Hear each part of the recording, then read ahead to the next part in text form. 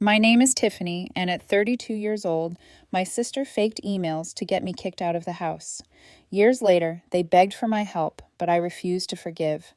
My life was turned upside down 12 years ago when my family, specifically my sister Sophie, decided to kick me out of the house. Why? Because they considered me a traitor for figuring out how to pay my college fees without their assistance. If you have ever felt betrayed by the people who should have been your biggest supporters, let me know where you are watching from. I was 20 and set to start college, and suddenly I had nowhere to go. This was all thanks to Sophie, the golden child, who constantly managed to make me look like I wasn't worth much in contrast. Sophie is 5 years older than me, and she has always been the favored. Not a little amount, but excessively. My parents were enamored with her. If she got an A, they'd give her a freaking celebration. But if I got an A, it was like, oh, cool, what's for dinner? You get the point. I grew up with the belief that no matter what I accomplished, Sophie would always outperform me. My parents were overjoyed when she enrolled in a famous university, as if she were a prodigy of sorts. They paid for everything, her tuition, condo, and beautiful clothing. Meanwhile, I kept my head down, assuming I would have to accomplish things on my own. When I was admitted into a respected college in France to study history, I expected to receive some assistance, but that did not happen. My parents informed me straight up that they couldn't pay my tuition. Okay, I understand. College is pricey, but what truly bothered me was that they refused to co-sign a loan. I wasn't expecting them to pay the entire amount, only to assist me in avoiding drowning in debt for the rest of my life. But they refused, and we had a heated argument over it. What's their reasoning?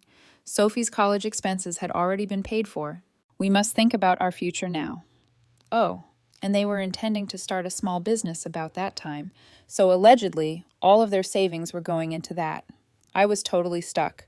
I didn't want to pass up the opportunity to attend this college, but it felt like my parents were just throwing roadblocks in my path for no reason. They had no trouble spending a lot of money on Sophie, but when it came to me, they suddenly had to be frugal and accountable. I needed aid, and it became clear that they were not going to give it to me. So, with no other options, I contacted my Aunt Caroline. Caroline is my father's older sister, and let me just say, she is the complete antithesis of my parents. She's a neurosurgeon who is far more successful than either of them while being really approachable. My parents had this strange tension with her. They'd be cordial at family events, but I could sense they were bitter about her success in comparison to them. My father, in particular, disliked the notion that she dominated him. I didn't want to engage her at first, but I was desperate. I contacted her one day and asked if she would be prepared to help me with my tuition. She did not even hesitate. She answered, "Of course. I will help. Why didn't you contact me sooner?" But I was frightened that my father would find out. If he knew I had gone behind his back to solicit money from his sister, he'd go insane, so I urged Caroline to keep this a secret. Things were fine for a while after that. I assumed I was safe, my tuition had been paid, and I was about to go for school. Sophie then decided to wreck everything. I'm still not sure how she found out I asked Aunt Caroline for help, but she did. Sophie couldn't just let it go. She had to puff it up into this massively dramatic event. When I got home from a night out with several pals, I realized something was wrong right away. All of my belongings were put in boxes, everything, including my clothing, books, and mattress. My parents were seated in the living room, and Sophie stood there with a smug, self-satisfied expression on her face. It seemed like I'd wandered into a bizarre intervention. My father did not waste any time. He threw a bundle of papers at me and asked, "Explain this." I had no idea what he was talking about. So I glanced at the documents, and I realized Sophie had gone completely crazy. She had created fictitious emails between me and Aunt Caroline, making it appear as if I was betraying the family by leaking information about the business my parents intended to launch in exchange for Aunt Caroline paying for my tuition. I could not believe my eyes. Sophie had gone through my laptop, located some emails between me and Caroline, and then edited them with Photoshop or something. She made it appear as if I had sold out our family. I was stunned. I tried to explain that it was all a hoax, but my parents refused to listen. They simply stood there saying, "We trusted you, and you stabbed us in the back." It did not matter what I said. They believed Sophie. Of course. They have always believed her. It felt like I didn't exist anymore. They urged me to collect my belongings and leave right there. I was officially kicked out of the house for a total falsehood. I asked them to reconsider. I didn't want to be a burden for Caroline, especially since she had already agreed to pay my tuition, but my folks didn't mind. They called me a traitor and stated they didn't want anything to do with me. So that was it. I left with only the clothing on my back and a few boxes of my belongings, and I moved in with Aunt Caroline. Honestly, I don't know how I would have survived without her. She welcomed me in without hesitation and treated me like real family, which I hadn't felt in years. Caroline was the only one who truly cared about me, while my parents were busy adoring Sophie and planning their future company, and for that, I will always be grateful. But I can't shake the memories of that night, walking inside my house and seeing all of my belongings packed up, my parents glaring at me as if I were a criminal, and Sophie standing there with a smug expression on her face, knowing she had won. So there I was, booted out of my own house and standing on Aunt Caroline's doorstep, my life packed in boxes. I was still trying to process what had just transpired. It seemed like a bad dream. I mean, how do you go from believing you're a member of a family to being homeless in one night? The whole situation was weird, but I can't say I was surprised. My parents had always made it plain that Sophie came first, but I never believed they'd go this far. Caroline, the angel that she is, greeted me with open arms. She didn't ask a million questions. She didn't pry. She just noticed how much I was hurting and informed me that her house would be mine for as long as I needed. That type of kindness stabbed me in the gut, because I realized I'd never felt anything like that from my own parents. So I moved in with her. It seemed strange at first, waking up in her guest room and looking about at a house that was not mine. However, it gradually began to feel more like home than the location I grew up. We started becoming closer and talked about everything. Aunt Caroline knew a lot more about my parents and their relationship than I realized. She had been keeping her distance from them for years, only attending family gatherings because she felt obligated. She said something that blew my mind. Apparently, my father's animosity toward her began long before I was born. Caroline was always more successful. She went to medical school, married a wonderful man who unfortunately died young, and was living her life. Meanwhile, my father was doing well, but every time they met, he became strangely competitive. Caroline stated that their relationship had essentially become a game of who could look better to the rest of the family. He despised his sister rather than being proud of her.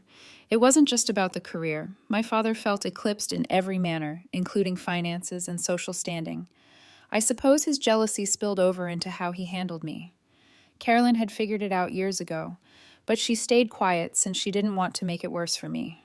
Now that I lived with her, she told me everything. It was as if she was attempting to fill in the blanks in my life that I had previously been unable to comprehend. Why didn't my parents care about what I did? Why did they constantly go the extra mile for Sophie? It all came down to a bizarre family dynamic that I had never known existed.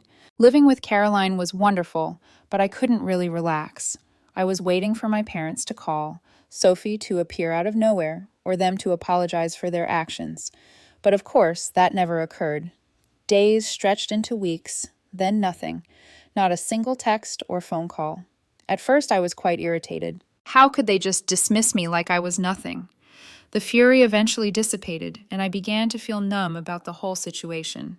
It was as if my brain was turning off all of my feelings so I could function. Caroline, however, was fantastic. She never pushed me to discuss what happened unless I wanted to. She allowed me to take my time sorting things out. She even helped me organize my school supplies, ensuring that I had all I needed before leaving for France. I honestly don't know how I would have made it through that period without her. Despite her support, my parents' silence was deafening. You'd think after kicking your child out, you'd at least check up on them, right? But no. I'd finally stood up to them, and for the first time, I felt truly grounded in my own skin, like the floor beneath me belonged to me and not to their shifting moods. I locked the door, leaned my forehead against the cool wood, and breathed. The apartment hummed with quiet, the kind that doesn't accuse or demand. It simply let me be. I made tea, sat on the edge of the counter while the kettle clicked, and let the silence wash out the ringing in my ears. I texted Aunt Caroline. They came by. I said no. She replied almost instantly, as if she'd been holding the phone, waiting to see which way I'd fall. Proud of you. Come over tomorrow? I typed back, yes. Then I turned my phone face down and let the evening stretch out. uncluttered, uncomplicated. I realized how long it had been since I'd had a night that wasn't hijacked by someone else's emergency. The next morning, I woke before my alarm, the room still bluish with early light. I made a list, mundane things: laundry, groceries, replace the flickering bulb in the hallway, finally order a frame for the print I'd brought back from France. It felt almost rebellious to care about small, ordinary tasks more than I cared about their chaos. I showered, dressed, and on a whim took the long way to Caroline's, walking instead of riding, letting the city spool by in storefronts and bus breaks and a kid tugging a dog that was much too big for him. For once, my thoughts didn't loop back to old grievances like a scratched track. They wandered forward. Caroline met me at the door in leggings and an oversized sweater, hair in a messy knot, the smell of coffee and warm butter trailing her into the kitchen. "How are you, Tiffany?" she asked, and hearing my name in her voice did something kind to my chest. I hadn't realized how rarely anyone had said it without an agenda. I smiled. Better than I expected. We ate toast with apricot jam and talked logistics, always her way of anchoring emotion in something actionable. "Do you want me to handle any communication?" she asked. "Tell them to stop showing up?" I shook my head. "I think they got the message." Caroline tilted her head. "And if they don't?" I took a breath. "Then I'll repeat myself." She nodded as if I'd just passed a test. "Good. Boundaries are muscles. They get stronger with use." We switched to safer topics. A case she'd scrubbed in on last week, intricate and delicate. A paper I was outlining for my team, trying to make a mess of data tell a coherent story. She listened, really listened, the way she always had, and when I left, she tucked a foil-wrapped slice of lemon loaf into my bag like I was still the kid who'd sneak seconds when no one looked. Days turned into a new kind of normal. Work, runs by the river, dinner with friends who didn't keep score. I changed the locks, something I should have done a long time ago, and sent a short email to my building manager authorizing no one but me to receive keys. I unblocked no numbers. I answered nothing that didn't sound like respect. It was astonishing how much space opened up when I stopped volunteering to be hurt. Sophie tried one more time, not with a knock, but with a performance. She posted an airy, self-pitying thread on social media about family betrayal and refusing to help when help is needed, complete with a filtered photo of a hand clutching a mug beside a wilting plant. Mutual acquaintances sent me screenshots, their texts cautious. "You okay? Do you want me to say something?" I typed one reply and sent it to all of them. "I'm fine. Please don't engage. Thank you for checking on me." And because I meant it, I felt no bitterness in my thumbs as they hit send. A week passed. 2. The world didn't tilt without me propping up their stories. Their business didn't magically revive on the fuel of my guilt. Bills came. I paid them. My plants thrived, dramatic little things turning their leaves along the light like dancers. I kept going to therapy, another quiet rebellion I'd started in France, and every time the therapist asked, "Where do you feel that in your body?" I had a clearer answer, not a theory, a map. Then, because life is perverse and refuses to arrange itself into tidy acts, I saw my parents out in public. It was a Sunday afternoon at the market near the river, the one with the good olives, and the woman who sells bread baked in pans older than I am. I rounded a corner, and there they were by the tomatoes. My mother with that purposeful frown she wears when she wants to look competent. My father holding a list like a lifeline. My first instinct was to duck behind a pyramid of oranges, but something steadier rose up and told me I didn't have to hide. I straightened, stepped into the aisle, and kept walking. My mother saw me first. Her mouth parted. Her hand went to her chest, theatrical as ever. My father's eyes flicked to mine and then away, as if looking hurt. I stopped at the end of the table, not too close. Not cruel, not warm, neutral. "Hello," I said. My mother swallowed. "Tiffany." Like a plea and a reprimand wound together. My father nodded, emotion so small it could have been a tremor. For a few seconds we stood there in the humid scent of tomatoes and basil, suspended. Then my mother rallied. "We were going to call you," she said quickly. "We've been thinking." I didn't rescue her from the silence. I didn't fill in the words she couldn't find. I waited, and when nothing coherent arrived, I said, "I hope you're well," and stepped around them to the next vendor. It wasn't a performance. It was simply what I had in me to give. My heart thudded, but it didn't splinter. I bought olives, nodded to the bread woman, and walked out under a sky so bright it made the river look like hacked metal. That evening, I sat on my balcony with a bowl of pasta and no appetite to match the day's courage. Courage is exhausting. It uses muscles you forget you have. I let the noodles go cold and watched the lights come on in the building across from mine. A grid of little lives assembling themselves into whatever passed for home. I thought about the child I'd been, the one who learned to read the room before she learned to read books, who measured love in chores completed and grades perfected and quiet kept. I told her, out loud, because sometimes you need to hear the thing you know. You didn't do anything wrong. My phone buzzed, a text from an unknown number, but I recognized the rhythm. My mother again, even without her name. We saw you today. You look good. We miss you. Can we talk? I let the screen dim. I knew what would happen if I engaged. The same carousel of amnesia. Apology as leverage. Need disguised as reconciliation. I wasn't interested in riding that animal anymore. I opened my notes app and wrote a sentence I could paste whenever I needed it. I'm not available for contact. I wish you well. Then I copied it into the message field, added, "Please do not come to my home uninvited," and hit send. Minutes later, 3 dots appeared, vanished, reappeared. Then, okay, a period, no flare, no dagger made of italics. I set the phone down. The night air smelled like heat lifting off concrete and someone else's jasmine. Somewhere a siren wailed and went quiet. Time did not gallop after that. It padded. I took a weekend trip with friends and learned that laughter can exist without apology. I presented my paper, and my manager used the word leadership in a way that didn't make me want to crawl out of my skin. I mailed Caroline a framed copy of a photo of the 2 of us on my graduation day, her chin tipped against my temple, both of us squinting into a future neither of us felt obligated to pretend would be easy. Eventually, a letter arrived. Real paper. My mother's handwriting on the envelope, careful and looping, the way she wrote labels for cookie tins at Christmas. I put it on the table and walked around it for an hour. Then I sliced it open with a butter knife and read. It wasn't a confession, not in the way I might have wanted when I was 20 and sleeping on Caroline's guest bed, twisting hurt into the shape of hope.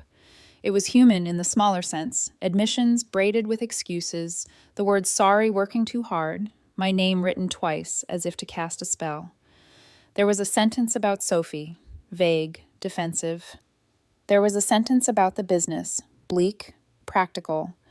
There was one line that snagged my breath. We thought we were protecting our family, and we chose the wrong way to love you. I put the letter back in the envelope and slid it into a drawer, not to hide it, to keep it from bleeding into everything. I went for a run, my feet making small proofs across the path. When I came back, I brewed tea and stood at the window while steam fogged the glass. I don't know what will happen next. That's not a cliffhanger. It's a life. Maybe one day there will be a conversation that doesn't bruise. Maybe there won't. The point, the thing I keep returning to, the thing that has made all the difference, is that my life is not a court where they get to appeal until a judge rules in their favor. It's a house with a door, and I, Tiffany, get to decide who crosses the threshold. Tonight, I'll water the plants and answer the friend who asked if I want to try that new Thai place on the corner.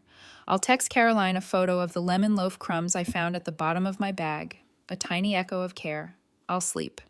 If tomorrow brings another knock, another letter, another test of whether I mean what I say, I'll meet it at my pace, in my voice. I used to think forgiveness was a key I had to hand over to be considered good, but it turns out it's a room I can enter alone, whenever I want, without letting anyone else in.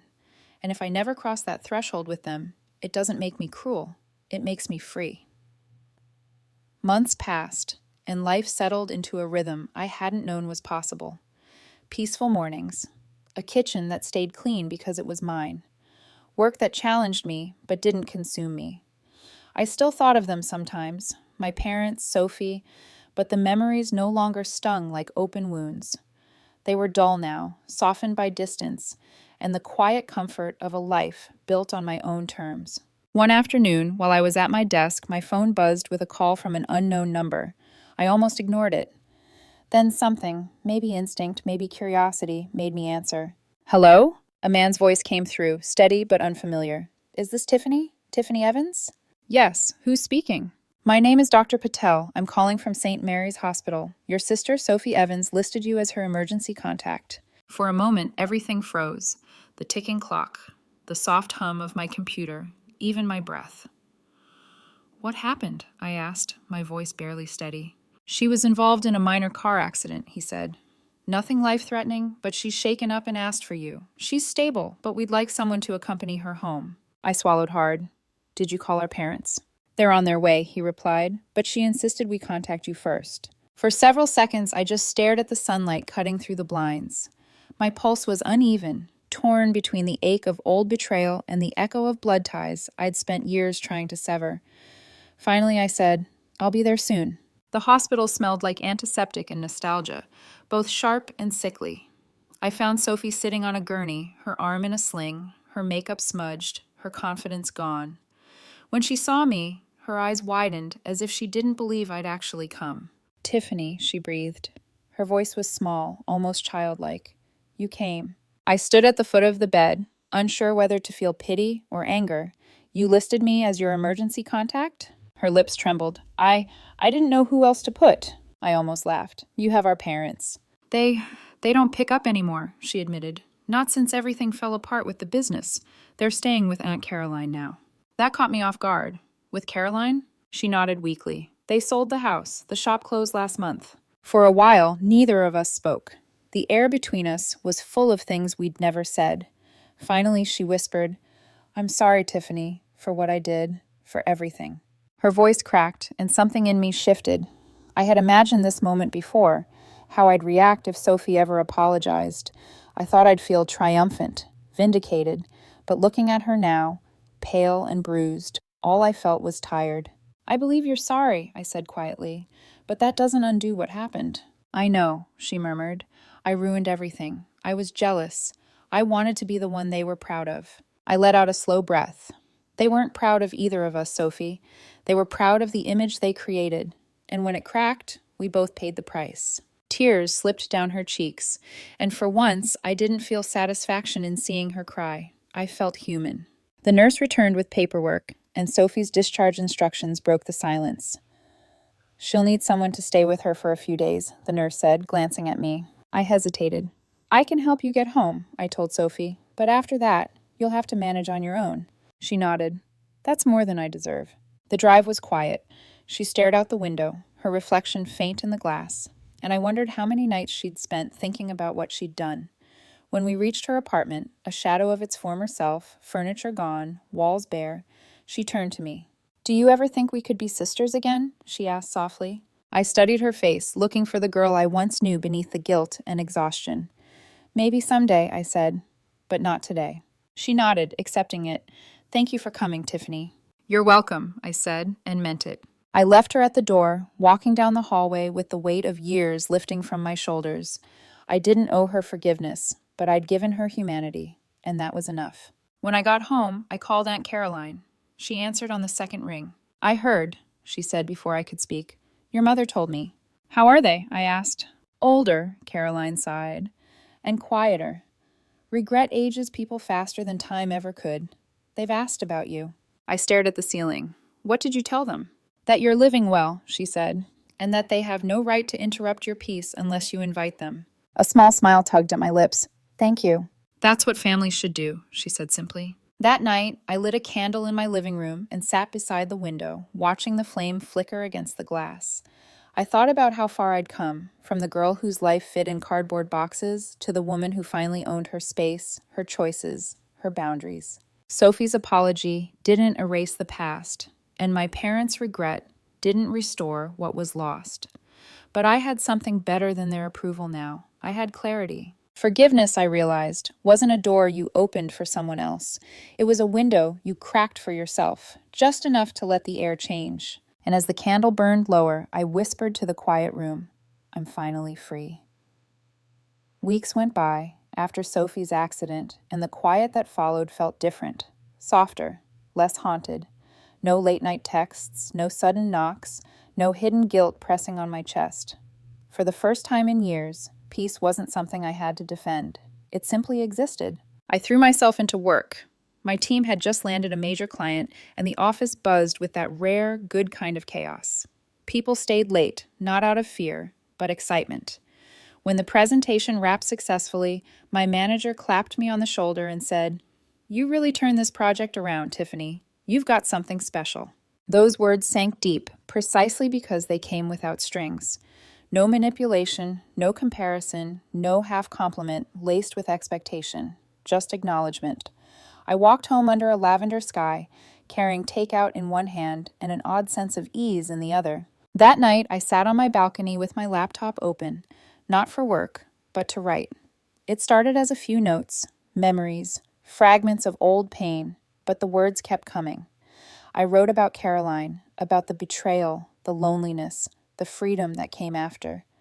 I didn't know what it would become, but it felt necessary, like rinsing out something that had lingered too long. Then, one evening, an email appeared in my inbox with a subject line that froze me. From Mom. My heart skipped, but I clicked. The message was short. "Tiffany, Caroline told us you've been doing well. We're glad. We wanted to thank you for helping Sophie after her accident. She's doing better. She's even started working again part-time. I know there's a lot we can't undo, but I wanted you to know that we're proud of you, truly. Mom." No pleas, no guilt, just words. For a long moment, I stared at the email, unsure what I felt. Gratitude? Skepticism? Maybe both. I didn't respond. Some messages don't need replies.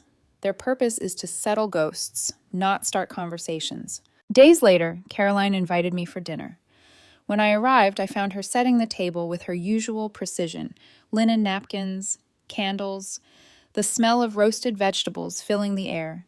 She looked at me over her glasses. "I heard about your mother's email." "You really do know everything," I said, smiling. "She told me she sent it," Caroline replied. "She said she didn't expect an answer. She just wanted you to know she's learning." "Learning what?" "That love without respect isn't love," Caroline said softly. "It's control." I sat down, the weight of her words pressing gently against something inside me. "Do you think they'll ever change?" She shrugged. "People don't change easily, Tiffany, but they can wake up. Sometimes the difference is enough." We ate quietly for a while. Then she reached across the table and placed her hand on mine. "You've done the hardest thing," she said. "You stopped trying to make them see you. You saw yourself instead." I blinked back tears I didn't expect. "I used to think walking away made me cold." "It made you whole," she said. "There's a difference." After dinner, I drove home with the windows down, the city lights stretching into golden ribbons on the pavement. I thought about everything: Sophie's trembling apology, my parents' silence, Caroline's steady kindness. All of it was part of the same mosaic: pain, forgiveness, distance, growth. I didn't need to choose one over the other anymore. They could coexist, just like I could. Months later, my story, the one I'd written on that balcony, found its way online. I hadn't planned to share it publicly, but I did. It went viral, the headline simple and raw. "My family chose my sister over me. It was the best thing that ever happened." Hundreds of messages followed, some from strangers who'd lived the same heartbreak, others from people still trying to find their way out. One message stood out, a young woman who wrote, "Your story made me realize I'm allowed to stop chasing people who don't see me." I read her words over and over until they blurred. That's when it hit me. The pain I had spent years resenting had finally become something useful, something that helped someone else stand up the way I had learned to. Sometimes healing doesn't come with a grand reconciliation or a tearful hug on a porch. Sometimes it comes in the quiet act of telling your truth and realizing it no longer hurts to speak it. One Sunday morning, I visited Caroline's garden. The air was crisp, the smell of mint and earth mixing with sunlight. She was kneeling by the hydrangeas, her hands dirt-streaked but graceful. "You look happy," she said, glancing up. "I am," I replied, "finally." "Good," she smiled. "You earned it." I helped her plant a few new seedlings. As we worked, I thought about all the roots we couldn't see beneath the soil, how they tangled, how they held each other up even when no one was watching. That's what life had become. Not perfect, not painless, but grounded. When I left, Caroline handed me a small clay pot with a sprouting vine. "For your balcony," she said. "Something to grow with you." That night, I set the pot on the railing, watered it gently, and watched the sky fade into dusk. The city hummed below, and I felt no ache, no anger, just a steady, quiet joy. I whispered to the wind, maybe to my younger self, maybe to the people who once broke me, "Thank you for teaching me what love isn't." Then I smiled, because finally I knew what it was.